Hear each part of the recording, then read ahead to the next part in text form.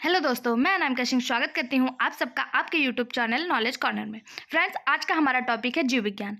आज हम जीव विज्ञान के इंपॉर्टेंट क्वेश्चन पढ़ेंगे।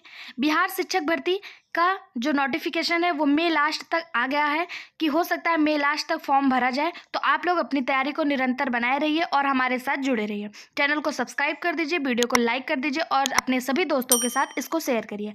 साथ ही अगर आपको PDF चाहिए तो आप हमारे टेलीग्राम चैनल को ज्वाइन कर सकते हैं, जहाँ पे आपको PDF मिल जाएगा। टेलीग्राम का लिंक आपको इसी वीडियो के डिस्क्रिप्शन बॉक्स में मिल जाएगा। बढ़ते हैं अपना पहला क्वेश्चन। पहला क्वेश्चन है जीव विज्ञान। पहला क्वेश्चन है पौधे एवं शिशु कोशिकाओं में अंतर निम्न में से किस संरचना से स्पष्ट होता है? Plant and animal cell differ in which of the following structure. कौन सा वो संरचना है, कौन सी वो सेल ऑर्गेनेल्स है जिससे यह स्पष्ट होता है कि पौधे और जंतु कोशिका में अंतर है? तो प्लांट सेल और एनिमल में सबसे बड़ा जो डिफरेंस होता है वो उनकी कोशिका भित्ति होती है, उनका सेल वाल होता है। क्योंकि फ्रेंड्स, जो प्लांट सेल होते हैं उसमें सेल वाल पाया जाता है, लेकिन एनिमल सेल में कोई भी सेल वाल नहीं पाया जाता है। एनिमल सेल में सेल वाल नहीं पाया जाता है। नाभिक प्लांट सेल और एनिमल सेल दोनों में पाया जाता है। एंजाइम दोनों में पाया जाता है, लेकिन सेल वाल ये केवल आपको प्लांट सेल में देखने को मिलेगा, एनिमल सेल में नहीं देखने को मिलेगा। तो इसका जो सही जवाब हो जाएगा वो हो जाएगा ऑप्शन सी। ऑप्शन सी इसका सही जवाब हो जाएगा, सेल वाल यानी कि कोशिका भित्ति। ठीक है। अगला क्वेश्चन है, अगर आपसे पूछ ले कि पौधे में पाई जाने वाली कोशिका भित्ति किससे बनी होती है, यहाँ से भी क्वेश्चन देखने को मिलते हैं। ये आप देख पा रहे हैं BPSC TRE 3.0 एग्जाम में आया हुआ क्वेश्चन है। तो ये ऐसे क्वेश्चन बहुत ज़्यादा इंपॉर्टेंट होते हैं, क्योंकि यहाँ जो मैं क्वेश्चन करा रही हूँ या तो वो किसी न किसी बिहार के किसी न किसी एग्जाम में आए हुए हैं या फिर वो NCERT के क्वेश्चन है। ठीक है। और NCERT बहुत ज़्यादा इंपॉर्टेंट होती है। अगर आपसे पूछ ले कि जो कोशिका भित्ति होती है, जो सेल वाल होता है पौधों में, वो किस चीज़ का बना होता है, तो वो सेलुलोज का बना होता है। किसका बना होता है? सेलुलोज का बना होता है। ठीक है। अगला क्वेश्चन है, जब एक बैक्टीरिया कोशिका प्रत्येक 15 मिनट में विभक्त होती है तब 2 घंटे में कितने जीवाणुविक निर्मित होंगे? यानी कि in a bacterium cell divide in every 15 minute how many bacteria will be formed in 2 hours. एक बैक्टीरिया है वो 15 मिनट में अपने आप को डिवाइड करती है। ठीक है, 15 मिनट में अपने आप का डबल कर लेती है।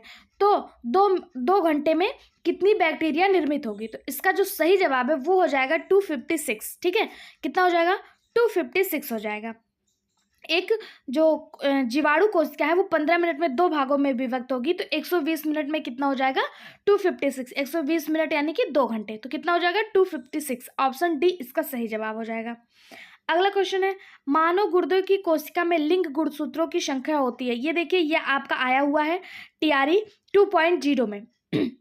TRE 2.0 में आया हुआ क्वेश्चन है कि मानव गुणसूत्र की जो संख्या है वो गुर्दे में कितनी होती है। आपको पता है गुणसूत्र जो होता है वो कहीं भी पूछ ले, चाहे गुर्दे में पूछ ले, लीवर में पूछ ले, कहीं भी किसी भी सेल ऑर्गेनल्स में पूछ ले, तो जो गुणसूत्रों की संख्या होती है वो N पेयर होती है। अगर वो मेल है तो उसमें XY होगा, अगर वो फीमेल है तो उसमें XX होगा। गुर्दे की जगह आपको अगर लीवर, हार्ट, कहीं भी कुछ भी दिया होता है तो आपको केवल एक जोड़ी ही करके आना है। फीमेल में XX और मेल में XY होता है। ठीक है, एक ही जोड़ी होता है। अगर आपसे टोटल गुणसूत्रों की संख्या पूछे कि ह्यूमन में टोटल गुणसूत्र कितने होते हैं, तो टोटल गुणसूत्र ह्यूमन में होते हैं 46। कितने होते हैं? 46 होते हैं। अगर इसको पेयर में पूछा जाए तो 23 पेयर होता है। कितना होता है? 23 पेयर होता है। ठीक है, कितना होता है? 23 पेयर होता है। पेयर में पूछे 20, जिसमें से एक जो होता है वो सेक्स गुणसूत्र होता है, यानी कि ये आपके लिंग को निर्धारित करता है। 22 जो होते हैं, 22 जो होते हैं, 23 में से 22 जो होते हैं ये सब में जनरल होते हैं, लेकिन ये जो एक होता है जिसमें XX और XY होता है, मेल में बात करें तो XY और फीमेल की बात करें XX होता है, यही आपका लिंग निर्धारण गुणसूत्र होता है। ठीक है। अगला क्वेश्चन देखते हैं, गुणसूत्र पर जीन की डैश व्यवस्था होती है। जीन और क्रोमोसोम आर अरेंज्ड इन, मतलब जो गुणसूत्र होता है उस पर जीन की कैसी व्यवस्था होती है, ये आप देख पा रहे हैं TRE 2.0 2023 शिफ्ट सेकंड में पूछा गया क्वेश्चन है और मैं इसको आपको सॉल्व करवा रही हूँ। तो आप सोच सकते हैं कि ये आपके लिए कितना ज़्यादा इंपॉर्टेंट है। ठीक है, गुणसूत्र पे जीन की व्यवस्था कैसी होती है? स्पाइरल होती है, डिफ्यूज्ड मैनर होती है, लाइनर मैनर होती है, मोर ऑफ ए वेब या एनर ऑफ ए वेब। इसका जो सही जवाब हो जाएगा वो हो जाएगा लाइनर मैनर, यानी कि रेखीय होती है। गुणसूत्र पे जो जीन की व्यवस्था होती है वो रेखीय होती है, लाइनर होती है। कैसी होती है? रेखीय होती है, लाइनर होती है। ठीक है। गुणसूत्र क्या होता है? गुणसूत्र जो होता है वो डीएनए की एक बहुत लंबी श्रृंखला से बना होता है। गुणसूत्र क्या होता है? डीएनए की एक बहुत लंबी श्रृंखला से बना होता है और इसमें कई सारे जीन पाए जाते हैं। गुणसूत्रों पे जीन क्या होता है? बहुत सारे जीन प्रेजेंट होते हैं गुणसूत्र पे। ठीक है, और ये कैसे होते हैं? ये रेखीय होते हैं, लाइनर होते हैं।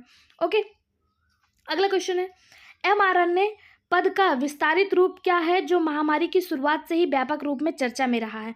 बीपीएससी 69th बीपीएससी प्री 2023 में पूछा गया क्वेश्चन है कि आपको यहाँ पे केवल बताना है कि mRNA का फुल फॉर्म क्या है। mRNA का फुल फॉर्म पूछा है, messenger ribonucleic acid, mutant ribonucleic acid, modified ribonucleic acid या नेमोनिक राइबोन्यूक्लिक एसिड। तो आपको बता दें, अगर आपसे केवल पूछा जाए आरएनए का फुल फॉर्म क्या होता है, अगर आपको ये इजी क्वेश्चन लग रहा है तो बिहार के ही एक एग्जाम में डीएनए का फुल फॉर्म पूछ चुका है। बिहार टीचिंग परीक्षा में ही डीएनए का एग्जाम पूछ चुका है।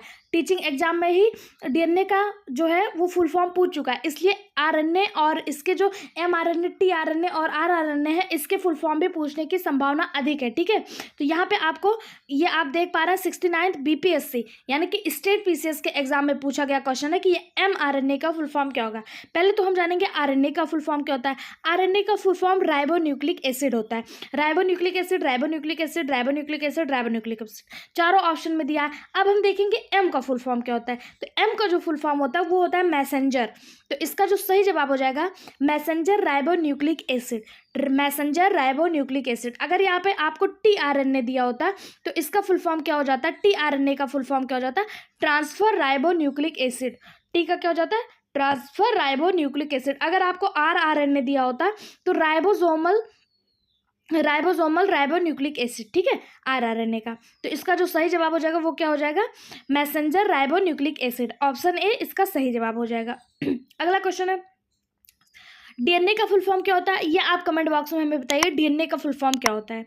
अगला क्वेश्चन है, शरीर की प्रतिरोधक क्षमता से जुड़ी सबसे महत्वपूर्ण कोशिका प्रकार है प्लेटलेट्स, लिम्फोसाइट, आरबीसी, एक से अधिक या इनमें से कोई नहीं। तो आप देखिए ये आपका बीपीएससी स्कूल टीचर 2023 में पूछा गया क्वेश्चन है और इस प्रकार के क्वेश्चन पूछने की संभावना अधिक है। तो आप वीडियो को लाइक कर दीजिए, चैनल को सब्सक्राइब कर दीजिए और हमारे साथ जुड़े रहिए। ठीक है, ऐसे क्वेश्चन आपको पढ़ के जाने हैं कि शरीर की प्रतिरोधक क्षमता से जुड़ी सबसे महत्वपूर्ण कोशिका कौन सी है।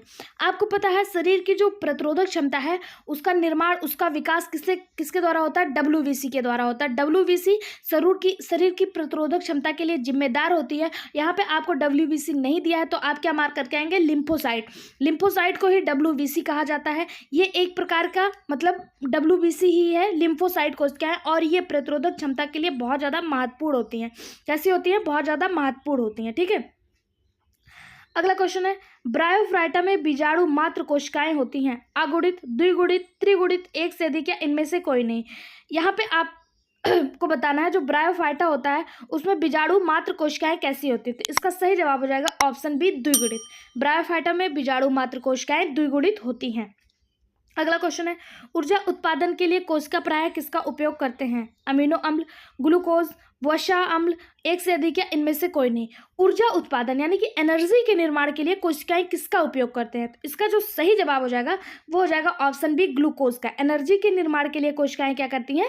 ग्लूकोज का यूज करती हैं। अगर आपसे ग्लूकोज का फॉर्मूला पूछ लिया जाए तो ग्लूकोज का फॉर्मूला क्या होता है? C6H12O6, C6H12O6 होता है। ठीक है, इसी का यूज जो होता है वो कोशिकाएं ऊर्जा उत्पादन के लिए करती हैं। अगला क्वेश्चन है, डीएनए का कौन सा भाग प्रोटीन की सूचना देता है? क्रोमोसोम, आरएनए, जीन, एक से अधिक या इनमें से कोई नहीं। डीएनए का कौन सा भाग प्रोटीन की सूचना देता है? ध्यान दीजिएगा क्वेश्चन को, क्योंकि आपका जो बीपीएससी है वो क्वेश्चन तो टफ नहीं देता है लेकिन उसके ऑप्शन ऐसे घुमा के देता है कि वो हमारे लिए टफ हो जाता है। वो ऑप्शन से खेलता है, बीपीएससी हमेशा ऑप्शन से खेलता है, आपको ध्यान देना है। यहाँ पे पूछा है डीएनए का कौन सा भाग प्रोटीन की सूचना देता है? क्रोमोसोम, आरएनए, जीन, एक से अधिक या इनमें से कोई नहीं। तो इसका जो सही जवाब हो जाएगा वो हो जाएगा जीन। डीएनए में पाया जाने वाला, डीएनए पर जो जीन पाया जाता है वो प्रोटीन की सूचना देता है। ऑप्शन सी इसका सही जवाब हो जाएगा। कौन होगा?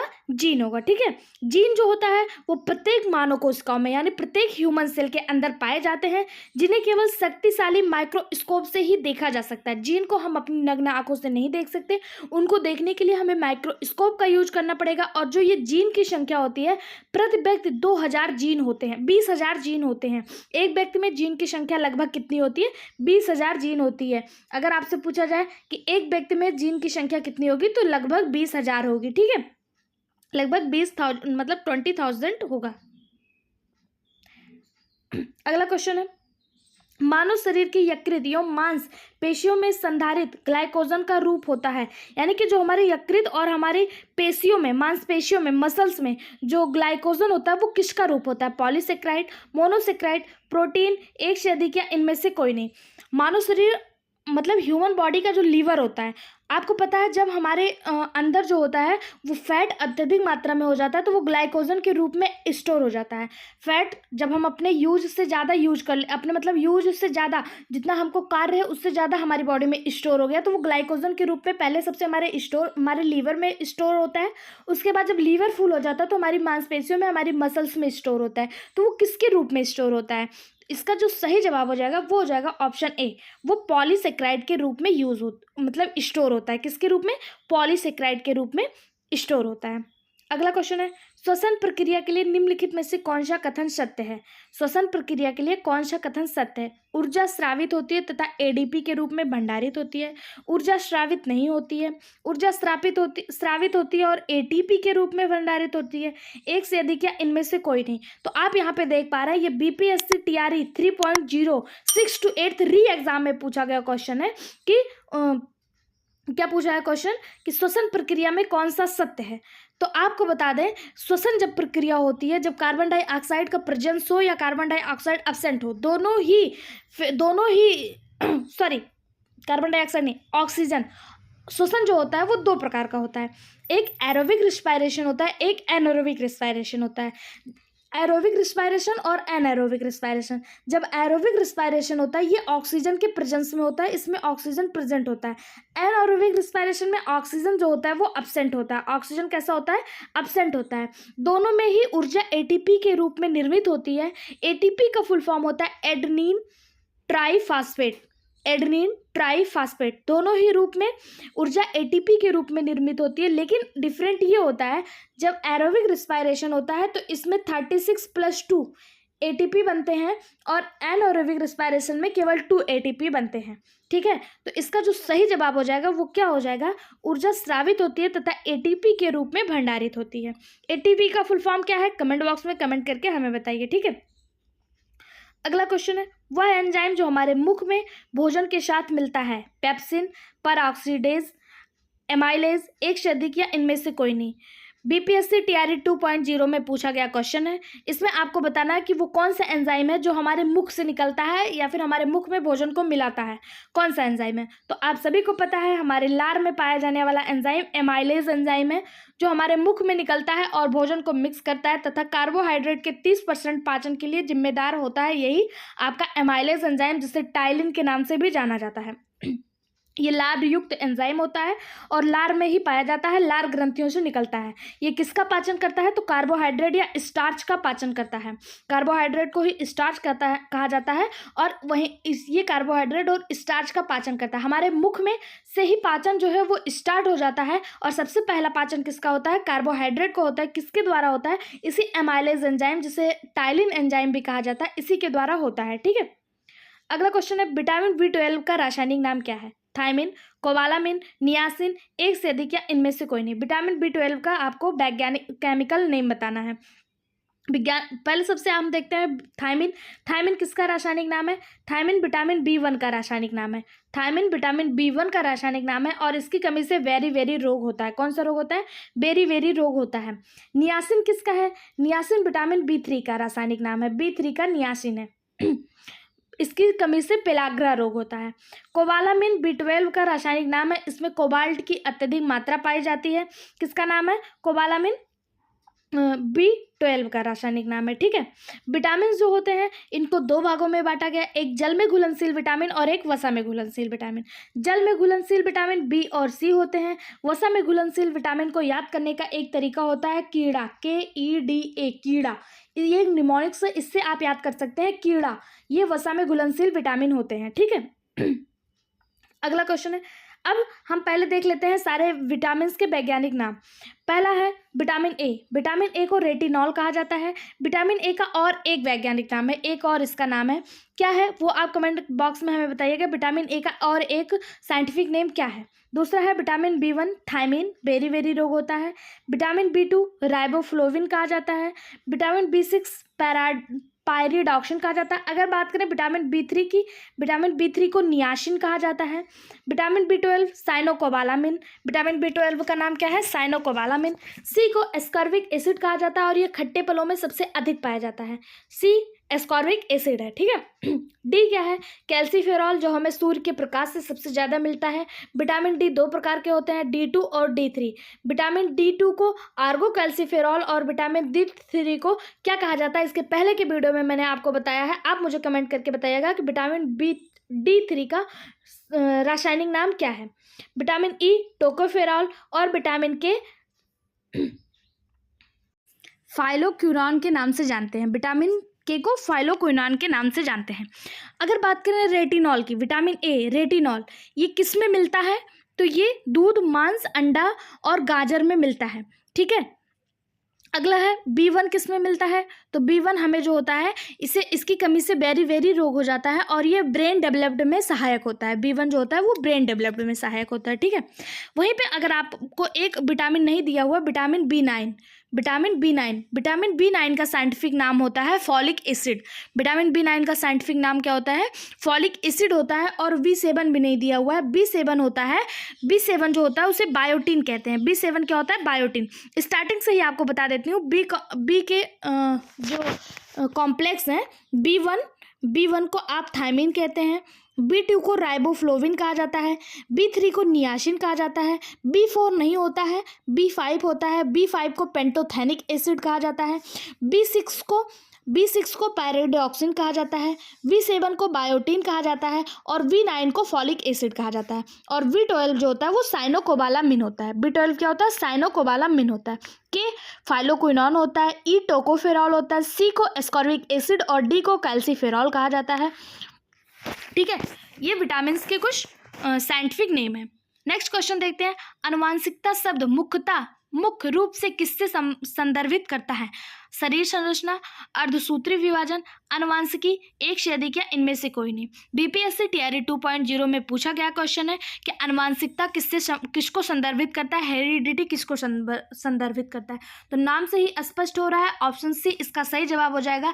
हेरिडिटी जो होता है वो आनुवांशिकी को संदर्भित करता है। किसको करता है, आनुवांशिकी को। ये आनुवांशिकी क्या है, तो ऐसे लक्षण जो पीढ़ी दर पीढ़ी, मतलब माता पिता के लक्षण उनके पुत्रों तक पहुंचना, उनकी संतत तक पहुंचना ही आनुवांशिकता कहलाता है। ये किसके द्वारा एक पीढ़ी से दूसरी पीढ़ी में, एक जनरेशन से दूसरे जनरेशन में जाते हैं, तो जीन के द्वारा ये एक जनरेशन से दूसरे जनरेशन में जाते हैं। इसकी जो खोज है वो किसने की थी, आनुवांशिकता के बारे में सर्वप्रथम किसने बताया था, तो ग्रेगर जॉन मेंडल ने आनुवांशिकता का सिद्धांत दिया था, आनुवांशिकता के बारे में सर्वप्रथम बताया था। इन्होंने अपना प्रयोग किस पे किया, मटर के पौधे पे, ग्रीन पी पे इन्होंने अपना प्रयोग जो किया था ग्रेगर जॉन मेंडल ने, और वहाँ से इन्होंने आनुवांशिकता के सिद्धांत बताया। यहाँ से एक क्वेश्चन बनता है कि ग्रेगर जॉन मेंडल ने आनुवांशिकता के लक्षण बताने के लिए कितने कैरेक्टर आइडेंटिफाई किए थे, तो 7 कैरेक्टर लिए थे। कितने कैरेक्टर लिए थे, 7 कैरेक्टर। ये क्वेश्चन बहुत ज़्यादा इंपॉर्टेंट है, इसको स्टार मार्क करिएगा कि ग्रेगर जॉन मेंडल ने कितने लक्षण लिए हुए थे, कितने कैरेक्टर लिए हुए थे, 7 कैरेक्टर लिए हुए थे। ओके, अगला क्वेश्चन है, एक पीढ़ी से दूसरी पीढ़ी में वंशानुगत के अध्ययन को क्या कहते हैं, आनुवांशिकी, सूक्ष्म जैविकी, कोशिका विज्ञान, एक से अधिक या इनमें से कोई नहीं। तो एक पीढ़ी से दूसरी पीढ़ी तक जाने को क्या कहते हैं, आनुवांशिकी, यानी कि जेनेटिक्स कहते हैं। Genetics, father of genetics Gregor John Mendel कहलाते हैं। फादर ऑफ जेनेटिक्स क्या कहलाते हैं, कौन कहलाता है, ग्रेगर जॉन मेंडल कहलाते हैं। अगला क्वेश्चन है, डीएनए डबल हेलिक्स संरचना की खोज किसके द्वारा की गई? डीएनए डबल हेलिक्स मॉडल किसके द्वारा खोजा गया? Watson and Crick, Franklin and Wilson, Pauling या फिर मेंडल? तो मेंडल ने आनुवंशिकता की खोज की थी, ये होंगे नहीं। डीएनए डबल हेलिक्स की जो संरचना है वो जेम्स वाटसन और फ्रांसिस क्रिक ने दी थी। ठीक है, डीएनए डबल हेलिक्स मॉडल 1953 में वाटसन और क्रिक ने दिया था। ठीक है, इसके लिए इन्हें नोबेल पुरस्कार भी मिल चुका है। अगला क्वेश्चन है, किस गुणसूत्र पर जीन की अपेक्षित स्थिति ज्ञात करने की प्रक्रिया कहलाती है? मतलब किसी गुणसूत्र पर जीन की जो अपेक्षित स्थिति है उसे ज्ञात करने की प्रक्रिया क्या कहलाती है? जीन मानचित्रण कहलाता है। क्या कहलाता है? जीन मानचित्रण कहलाता है। ठीक है, किसी गुणसूत्र पर जीनों की अपेक्षित स्थिति, अगर कोई गुणसूत्र है, कोई मान लीजिए ये गुणसूत्र है और इस पर जीन कहाँ पर पाया गया